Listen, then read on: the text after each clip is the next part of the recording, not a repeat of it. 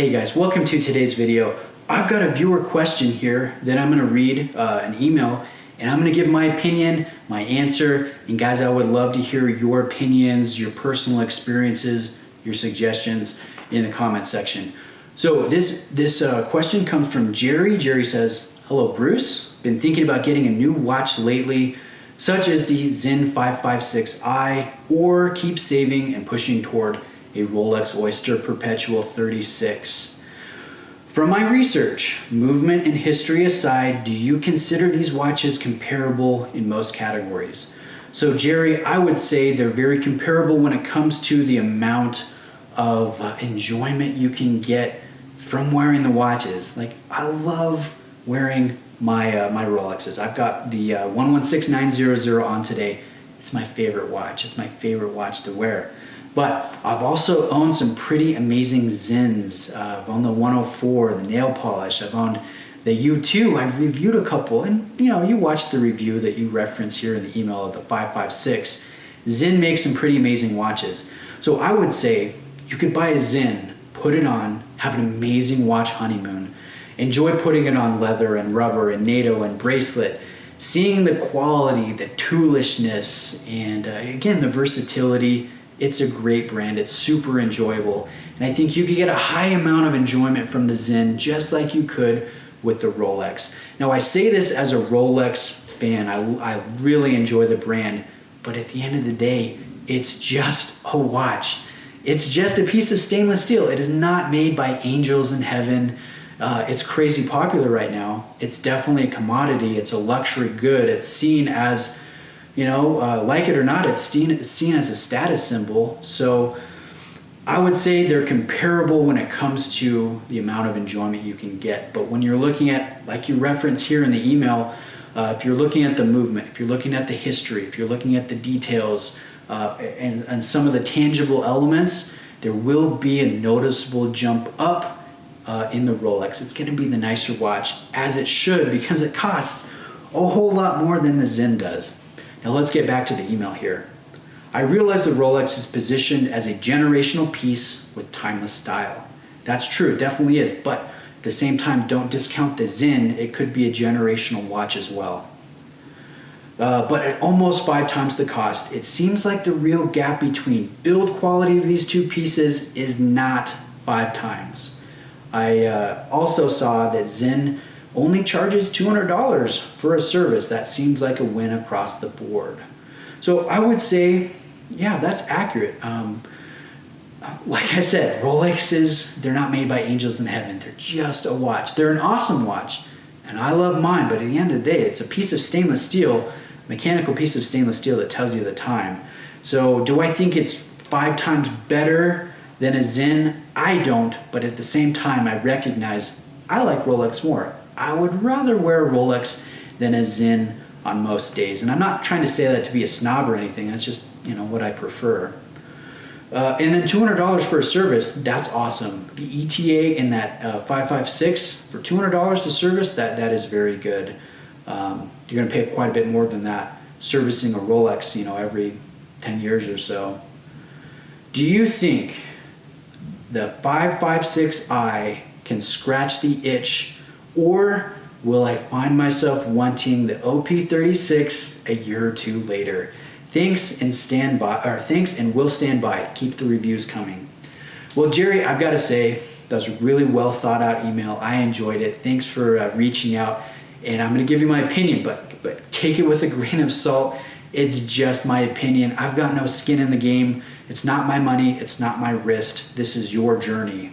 But that being said, I don't think that you can ever substitute another watch for what you really want. Like for myself, my grail is the AP Royal Oak in stainless steel, tapisserie dial, beautiful bracelet. I know it's not everyone's favorite watch, but I love it. I love the history, love everything about it.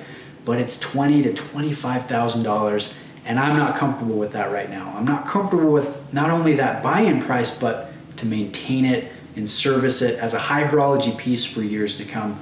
I'm not there yet. I might get there. Now, I love the GP Laureato. I've reviewed this watch. I think it's a heck of a watch for the right price. But if I were to buy it, yeah, I would enjoy it. I'd be on cloud nine. I'd love it. At the end of the day, I still want the AP. I don't think you could ever really substitute a watch. Like if your grail is the 6105 from Seiko, you're never really going to be supremely satisfied with a Turtle or an SKX, right? Despite the two being awesome watches.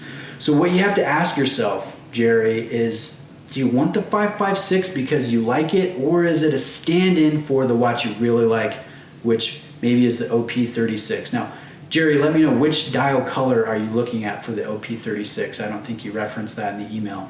So are you trying to substitute a watch? If you are, you're never truly going to be happy.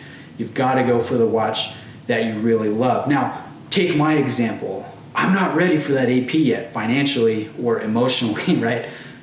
Maybe some years from now I will be, but right now I'm not. So you might be in the same situation with the Rolex. You might really want that, but you're just not ready for it now. Here's what I would say. You'll hear some guys say, never settle. Never buy something else. Don't get distracted. Save, save, save. Save for 3 years. Buy a G-Shock, wear it, and then go to the AD and buy that OP36 years from now, whenever it takes for you to be ready. And I think that there's some sound logic to that, but at the same time, okay, the Sinn holds value pretty well. And if you're savvy about purchasing, you could go buy a pre-owned 556 that's 80 sourced, that has all the paperwork. It's authentic, it's in good condition, it's keeping time really well, there's a service history. You could buy that, and then however long it takes you, a year or two, you could flip out of it, depending on how well you upkeep your watches, and not lose a lot of money because you've bought at the right price. Does that make sense? So if you were saying, hey, I'm gonna buy this tag and then I'm gonna sell it and then buy a Rolex, I'd say no, the tag, that's gonna tank. You're gonna not do very well with that, but the Sinn holds value pretty well. Now I will say Sinn is not the value proposition that they used to be. You could buy the 556i years ago all day long for hundreds of dollars, high hundreds. Wasn't 1,000 yet. And I think that was a really good value proposition. But now if you're gonna buy brand new from Watch Buys, especially on a bracelet, you're spending over $1,000, no doubt.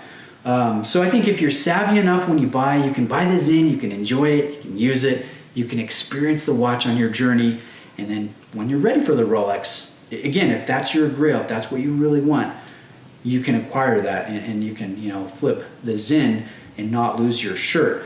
I've kind of come to embrace that. Like, I enjoy the journey. I enjoy trying as many watches as I can. And it helps that I have a YouTube channel. It helps that I get ad revenue. It helps that I get lenders sometimes from companies, from brands, from dealers, jewelers, and viewers. But I enjoy the journey. I like trying a whole bunch of different watches, and maybe you're the same way. Maybe you would enjoy trying the Sinn out and then getting into the Rolex. But to sum up, to wrap up the video, long story short, no, you'll never quite be satisfied with a substitute watch if this Sinn is your substitute watch. But it is a heck of a piece, and the difference between the two is not 5 times. It's not huge and crazy. Rolex, they're just a nice watch. They're not made by angels in heaven. They're just really really fun, and I enjoy them, and I like using and wearing Rolex. So guys, what do you think Jerry should do? Put your opinions in the comment section. If you got a watch question for me, feel free to reach out. Email is best. I respond quickest with email as opposed to messages over other platforms. So email me if you have a question. Jerry, let me know what you end up doing. Thanks for watching, guys. See you in the next one.